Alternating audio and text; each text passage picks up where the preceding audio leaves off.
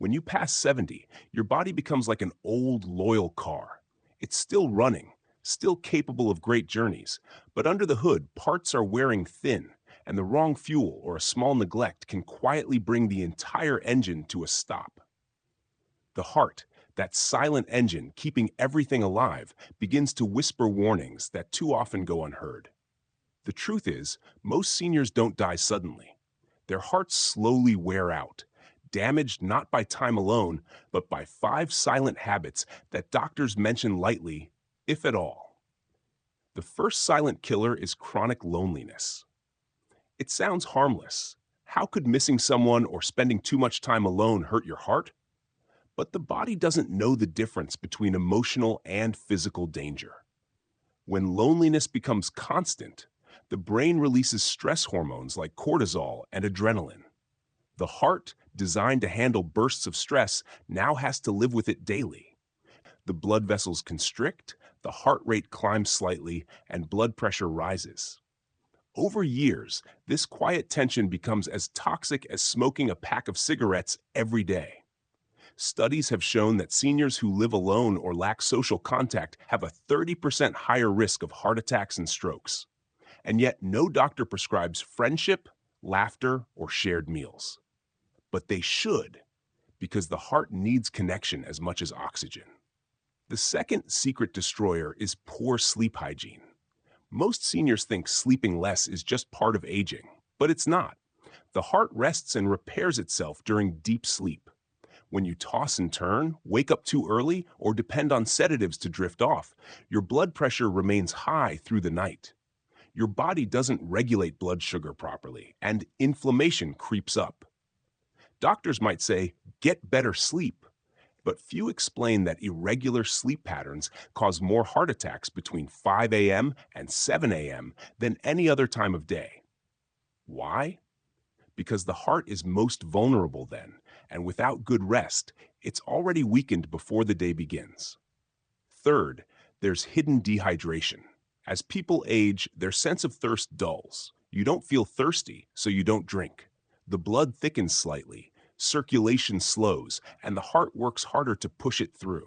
That extra strain adds up. Seniors who drink less than 4 cups of water a day are twice as likely to suffer heart failure. Many think they're drinking enough with coffee or tea, but caffeine pulls water out of the body, not in. The heart engine, like any motor, needs proper fluid levels to keep the gears from grinding. A small glass of water before bed and upon waking can literally prevent cardiac strain overnight. The fourth secret lies in emotional suppression.